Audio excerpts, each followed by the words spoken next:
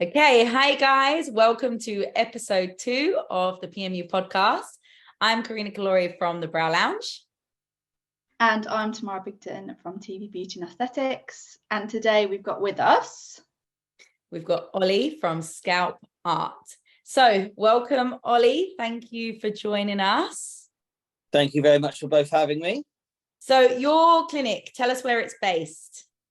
So our clinic is based in Southwold-on-Ferrers, which is in Essex, very close to Chelmsford.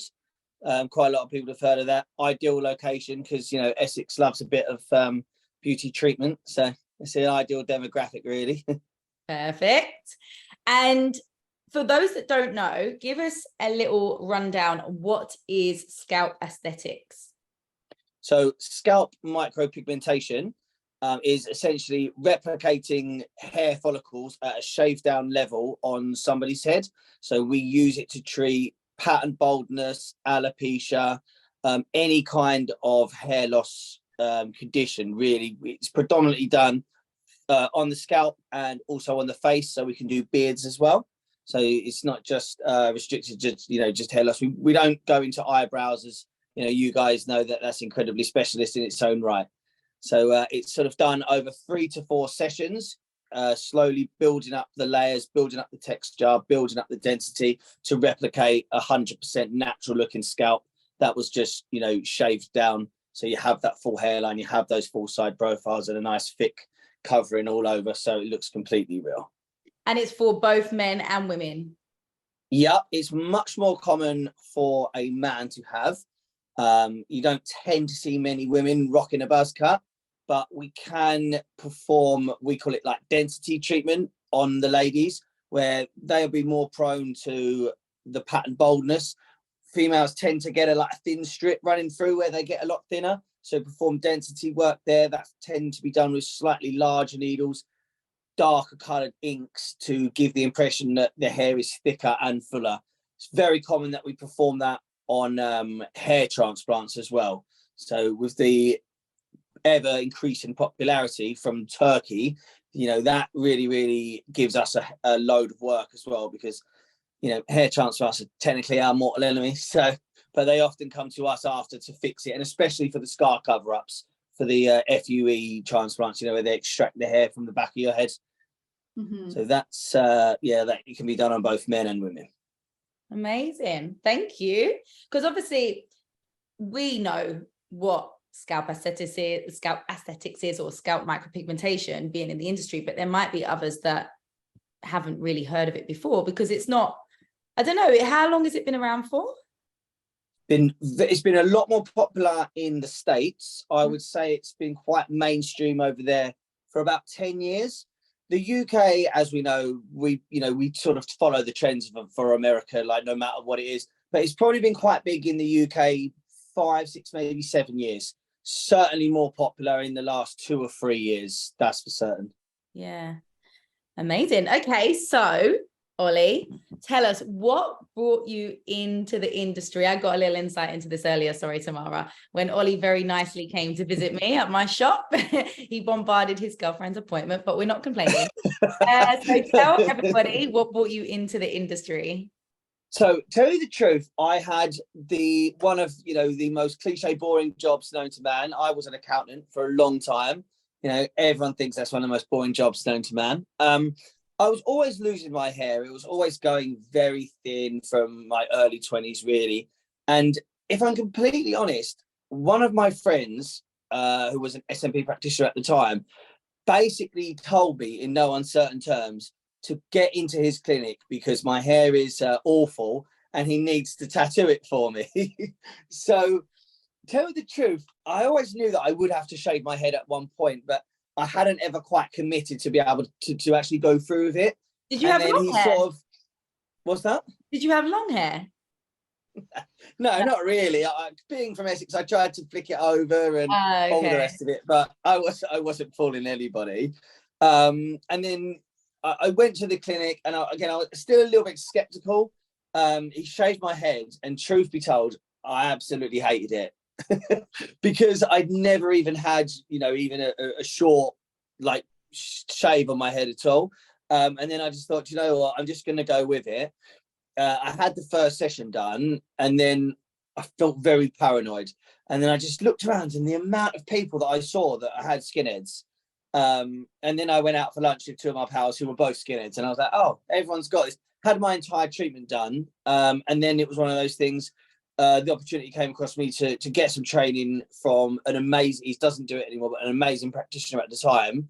And I just couldn't have passed it up. And then I just did it and just never looked back ever since. It's really cool. Because that's like how Tamara and I got into the industry as well with brows. We both had our eyebrows done, and we were both like, oh my God, this is amazing. Like the feeling of being able to do this to someone. Yeah, it was really, yeah. So it's nice as well because you've entered it for exactly the same reasons that we have, despite the fact that it's a different element of permanent makeup. Or it's just so good to know it to me that you can actually, and I don't mean this in a cliche way, but you can like change somebody's life. You know, the youngest client I ever did, he was 18 and he didn't have any hair. And, you know, to hear, you know, I get texts from him regularly. Oh, I can't believe it. You know, I've gone out, like he worked somewhere for a few years and, you know, never went to their Christmas parties or anything like that. And to, I finally went to my first Christmas party and I had the, you know, the confidence to ask a girl out and things like that. Like, it's amazing that you're actually able to restore someone's confidence and stuff like that. I think it's very rewarding. It's you know, it makes every day going to work just absolutely brilliant, doesn't it, really? So with you having yours done then, how did you find that aged over time? How long ago did you have it done? So my SMP is about 3 years old now. So it's, if you look after it, I think you can definitely prolong the life of it, give it much more longevity.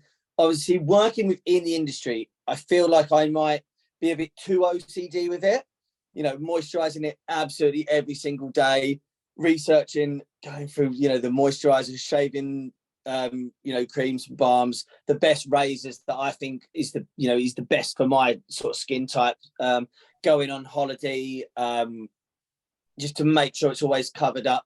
But I think if you look after it, you know, not going on a sunbed and, you know, blasting it with like rays for 20 minutes every other day, yeah, it wouldn't help. But I think, yeah, I really make sure to look after mine. So, you know, I think it ages really well if you look after it and put a little bit of effort into it. But overall, compared to having to have your hair cut at the barbers and stuff like that, if I was lucky enough to have hair, it doesn't take any time compared to that whatsoever. So I think it's quite a minimal upkeep to keep it looking great. I did see your hair up close earlier and it does look very good still. I was very impressed, can't lie. Does it? Yeah. Yeah. So when you had it done, Ollie, do you know, was it an inorganic or organic ink? What did you have? Do you know? Yes, I do know exactly, actually. So it was an organic type of ink that was used. There's this whole massive thing within SMP about special types of pigment and ink and all the rest of it, which I spoke to Tamara about earlier. And I did learn a little bit, actually, that I didn't know, hence why I was actually able to answer your question just then. But yeah, it was an organic ink because it has the carbon in it. And then, yeah, a lot of SMP practitioners, you know, will just dilute that with a mixing solution to achieve the desired shade of grey that we want to replicate when the client's hair is shaved down right to, you know, to the skin. Okay. Yeah, because what I found interesting when Ollie and I spoke earlier was that Ollie said that everybody gets basically a shade of a diluted grey or black from the pigment that they use, because it's black dynamic. Did you say dynamic black? That's what that's what I use. But again, probably, you know, a lot of SMP, most people would probably use that, I should imagine. Yeah. So I didn't realize. I thought it was different colors, like. Yeah, so did I. So yeah. I mean, have a test, girls. Shave your heads down tonight, get the Mac 3 out, and I guarantee you that your hair on the top of it will be a shade of grey, basically. I don't think I'll do that anytime. But feel free to take one for the team, Tamara. Yeah, I'm not sure about that one. Right, TBC, yeah. Yeah. Okay, so in terms of clients and their expectations, so how do you manage your clients' expectations when they come through the door? And like, how do you tell them what you can and what you can't achieve? Great question. So I always believe in under promise, over deliver to somebody, because I think if you promise them the world and you tell, and if you can't achieve what they have in their head, they're going to be, they'll be disappointed. So I have three, it's off my logo, but 3 different versions with the impressions on the head that shows how it builds up over each session with the amount of impressions. And that's really nicely explained to show, like, on your hairline, we'll bring that forward with each session to once we, when we're making the density and we're making the texture to make it look realistic. Just to basically say, session 1, because obviously I have SMP on my head, and my colleague Chris, who works in the Scalp Art also, his treatment was done by myself. So I can always say, you're not going to walk out of your first session looking like me or Chris. No one's that good looking, but to like, and just explain to them, session 1, I would say you are literally walking out with dots on your head. They're going to be 2-3 millimeters apart, very evenly spaced, very symmetrical. That's all you're going to look like. Then just explain. Honestly, I've got millions of photos that I love to show the clients. This is a session 1. This is a session 2. This is the finished treatment. It's always great to try your best to get a previous client with, a similar skin tone or hair, before or whatever, to show them that, these guys were similar to you and this is how their treatments progressed.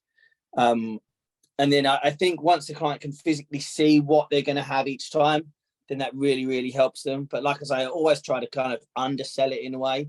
But then when I show them finished articles of the work, then they can obviously see that, and then they know that where they're going to go. So that's kind of how I like to do it. And then you find that I get like a much more positive response that way. That's what I think anyway. And you said that your sessions were roughly around 3 hours each for each session. 2 to 3 hours, again, depending on how large the client's head is or how much work you're actually going to do. So are you guys familiar with the Norwood scale? No. I'm not. So that is essentially the boldness scale. And it's sort of like scientifically proven as to how men bold and the ways in which they bold to the crowd. Sorry, guys, I just got cut off there. Some technical difficulties. So, Ollie, please do continue with telling us about your SMP. So we were explaining why SMP is done over 3 to 4 sessions. And as I was explaining, we are trying to replicate the amount of hairs on a human head. So on average, between 700 and 1300 hairs per square inch. So if we're trying to replicate that, we need to build that up over 3 or 4 goes. Because if we were to try and get that many impressions in such a small area, the skin just wouldn't be able to heal and it wouldn't take it. So all those impressions, they just would merge together. They wouldn't look nice and clean and crisp and clear and, nice and circular, how we want the top of a hair to actually be. So also, hair isn't all the same color. It's not all the same thickness. You don't have one hair per follicle. So with your SMP, we adapt that to the client's actual hair. Also the circumstances as well in which you see the client. You girls will probably know this as well, that one day your client can be really well rested, really hydrated, their skin is nice and moisturized. It takes the ink, and the treatment really well. You see them 2 weeks later and they might have a bit of a hangover, the skin's a bit dry. So you need to make sure that you can adapt that each time to build it up as well. We use different needles and different color inks on each treatment to replicate hair. Hair's not all the same color and the same size, so your SMP shouldn't be as well. So that's why we have to do it over multiple sessions, just to build it up. Amazing. Okay, so you just touched on it a little bit there, Ollie. So what's in regards to like machine and needle, what's your do you have like a go-to that you always like to use? Yes, so I like to work wirelessly. There's a lot of debate. Some people are avid, they need a back, they want to wire.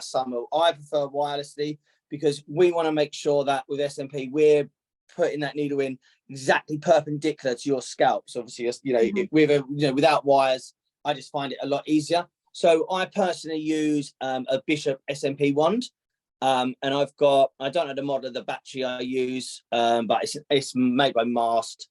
I can control the voltages to like 0.1 of a volt from about 3 volts all the way up to about 15 volts. So I can get like a massive range there.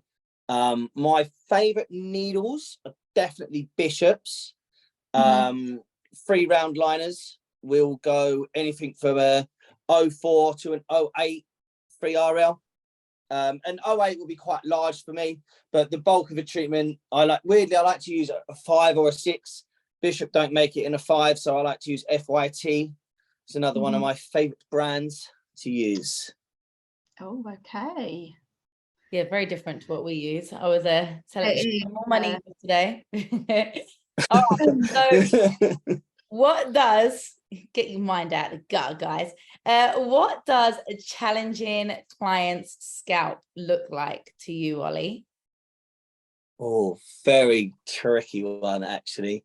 So if I've done a few rugby players in my time, SMP them, and they are challenging because faces naturally aren't symmetrical either. They say the mark of true beauty is the more symmetrical your face is. So imagine if you're a rugby and you've got broken up nose, smashed up ears, and you need to put a perfectly symmetrical hairline on someone, but if their face is to the side, that's always very, very tricky. If you haven't got side profiles, that makes things a little bit more trickier to mark out, to where are you going to put the features, because, once you're putting that on someone's face, you're tattooing that's there forever. So you need to make sure you get that right. Very, very dry scalps are always tricky. Despite I did love to have a consultation with someone first. And if, you always thoroughly look over their scalp, take photos of it, you can recommend that they exfoliate and then moisturize a couple of weeks prior to treatment to make sure that you've got the best canvas to work on. Scarring is also tricky, but it's becoming more and more popular, let's say, especially with how popular turkey hair transplants are. So we get that a lot of times.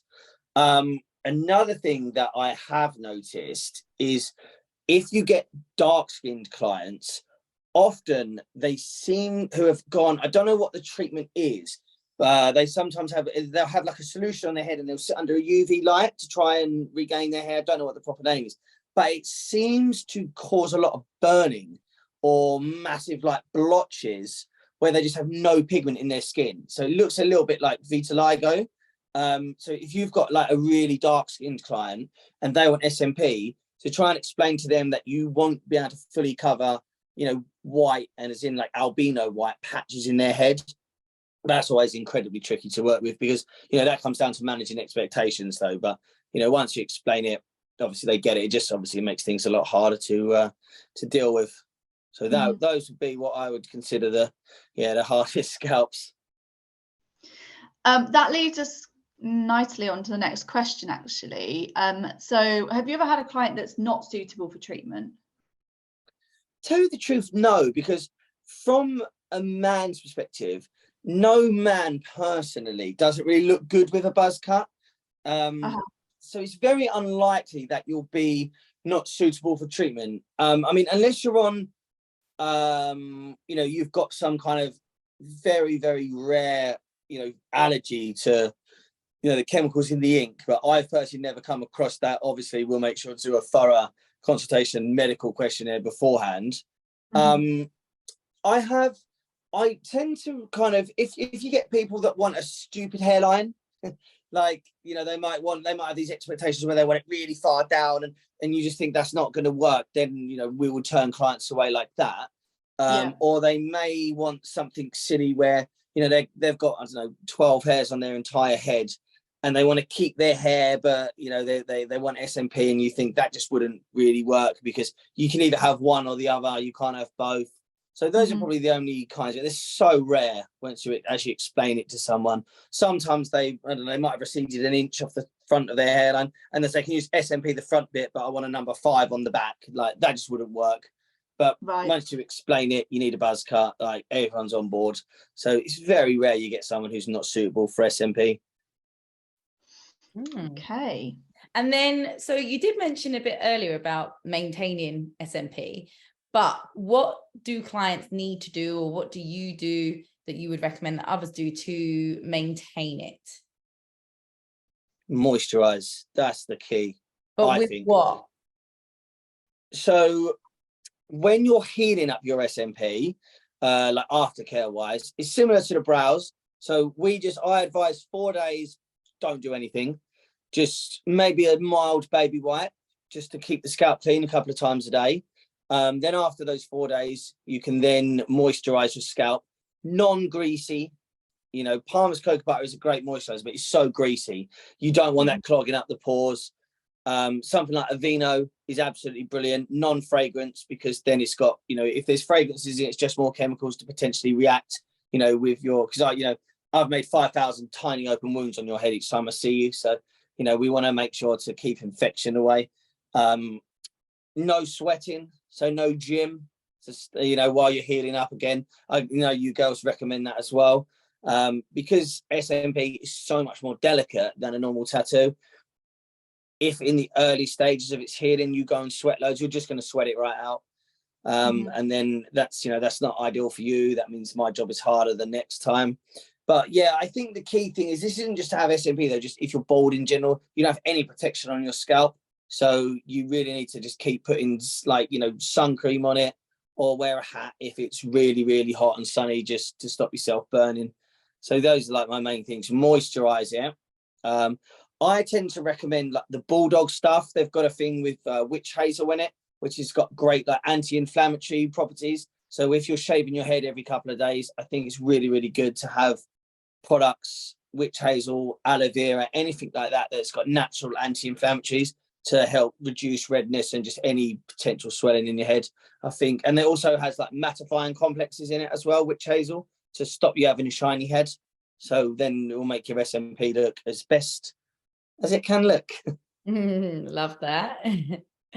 So I think have I frozen again? No, I'm here. A little bit for a second, but you're back. But I'm back, guys. You can't get rid of me. All right. I know you touched on the aftercare. So Tamara and I have very sneakily put 2 more questions together that you weren't privy to. And that is not fair. No, because we obviously had to surprise you with something. So T, I'll let you lead the way. Okay, so but one of the bonus questions is, who are you most inspired by? Are we talking about SMP world or just in life? Maybe just in life. So this is kind of away from permanent makeup. Okay. Very good question. Is it corny if I do slightly say Natalie? Because, you know, and she can't even, so she can't actually, don't do that. She can't actually hear me actually saying that. I'm going to text her later. If I was going to say famous people who people may actually know of, I'm quite a big West Ham fan. So Declan Rice is one of my favourite players. So I look up to him. He was 14, joined the club, and he's just been sold to Arsenal for like one of the highest I was ever about fees. to say, you've not got him anymore, mate. You've lost him. This is where I'm going with it. He's like, you know, he was a young boy, and he's grown up. He's become like this amazing superstar, and you know, just from a kid. So, which I think, and he's, you know, very, very positive and stuff like that. So, those would be 2 people I would say that I would look up to. And why Natalie? I let you slide away from that one, but we need to. Yeah, I was waiting. I wanted to answer that question. The most important. Natalie is genuinely, she's just like one of these, like, you know, she's really strong, independent woman. Like, you know, she's got an amazing job, amazing career. She knows what she wants. She's like a massively high achiever. And I just genuinely really, really look up to her. She keeps me on the straight and narrow. And I really, really look up to her and respect her for having to, you know, deal with me and our dog every day. That's so nice. Cute. I agree, actually. Yeah. After meeting you today, I was like, Natalie, you got your hands full with this one. Thanks very much. I'm only kidding. Right. What's your sneaky question then? Go on, T. Last one. Is it really unprofessional for me to say I don't have the second one because I've only got one? No, you should have another one. Might get away with it then. I don't want to already answered. Okay. What's what, sorry? I didn't want to touch my other phone because I'm hotspotting, but let me just double check that. Let me get it for you. Hang on. Oh no, I've got it. All right, I've got it, Ollie. So 5 years, where are we going to see you? What's the plan, Stan? Oh, great question. So we are in the process. I don't want to give too much away, but we're in the process with Scalp Art, doing something quite big, affiliating ourselves with quite a major, I'm going to say, organization within the hair loss and treatment kind of world, which is really, really cool. You know, just being able to put it out there in regards to that. I don't really want to say too much at this stage, but massive things hopefully are coming there. You know, I want to, you know, there's some big SMP companies. Naturally, I'd love to win an award, things like that, for, you know, just my excellent services to the bold community and stuff like that. I'm just really trying to just do some good in this industry, but like for the reasons of, like, you know, the benefits that it actually brings, because I didn't realize when I had mine done how much it would benefit me. So if I just think I can just make that available to people, that's where I want to be. And then just, you know, on a personal note, obviously, just, you know, as everyone is nice, happy, just settled down and, you know, driving a nice flashy car to the clinic every day. And get more baby Roccos. Maybe not. Yeah, they've quite got a dog carnage. called Rocco, and apparently he's a real Rocco. Oh, what breed dog is it? I'd let him in, but no, things will go flying. Oh, bless. Tamara's a dog woman. We both love her. I'm definitely. Yeah, but they're I've the got best pets.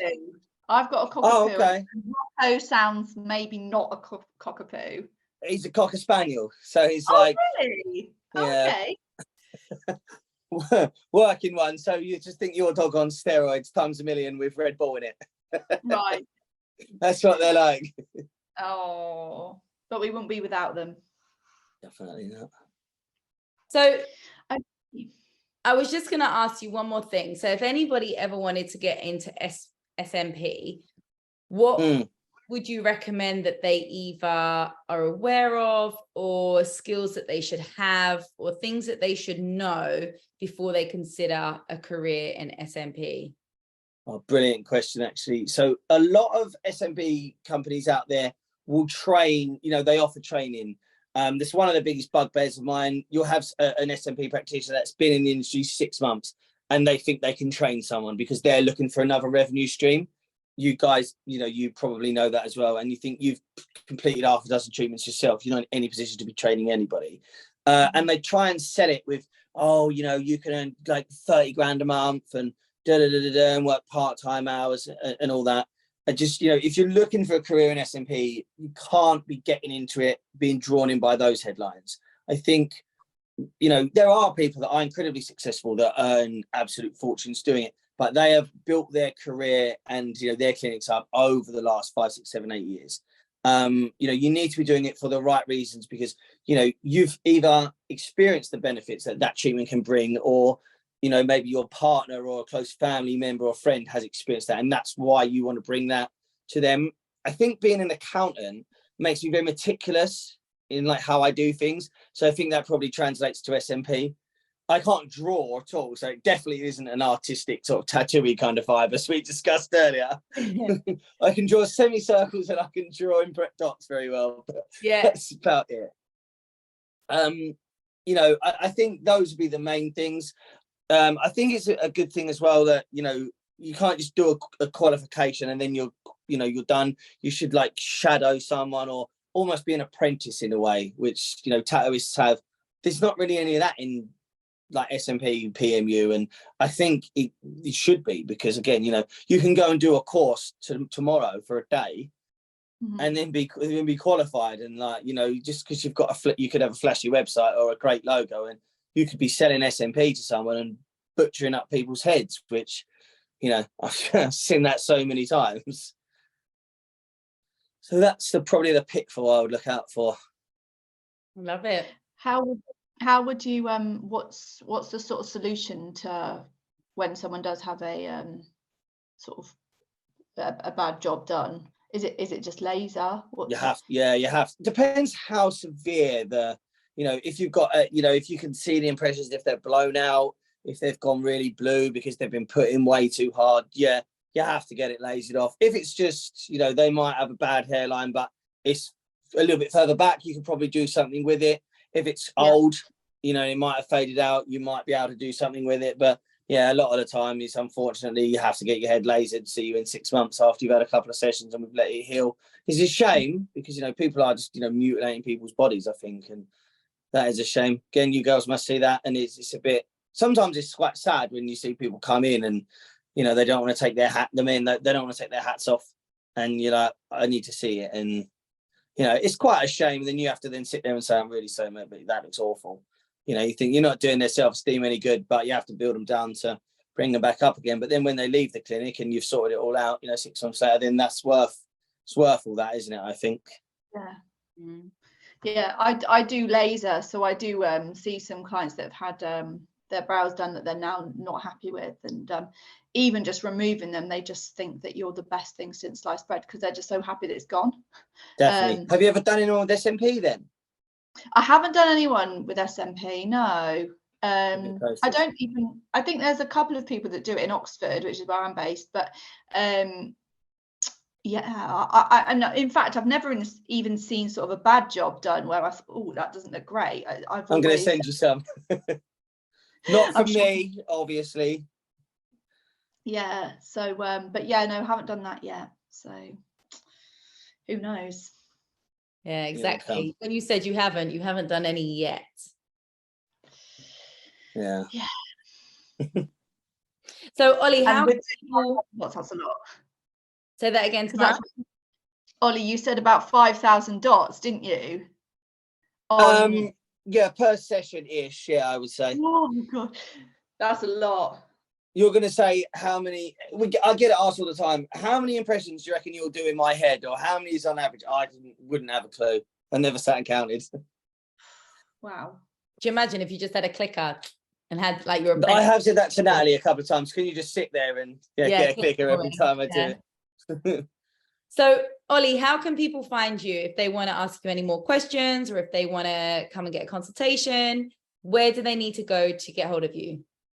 So you can go our website, scalpartclinic.com, free consultation, got an inquiry forms, absolutely brilliant. You can upload photos of your hair, your scalp, all the socials, Instagram, Facebook, TikTok, LinkedIn, Twitter, all our handles are at Scalp Art Clinic. So you can find us there. We use Fresher, search for Scalp Art Clinic on there. Google us. Scalp Micro-pigmentation will probably come up because we have great SEO partners. Yeah, that we all need. Yeah. Amazing. So, you can find us online. Beautiful. Well, thank you so much for joining us today and educating us. For having me. And hopefully some others on scalp micropigmentation. It's a bit of a mouthful to say, isn't it? Micropigmentation. SMP, yeah. SMP. I was going to say, I've noticed that Ollie says SMP quite a lot. Yeah, you're trying to say scalp micropigmentation quite hard, right? Very much so. Yeah. So thank you again. So that's it from myself and Tamara for another episode. And thanks for tuning in. And as always, like, comment, and subscribe. And we look forward to seeing you at the next episode.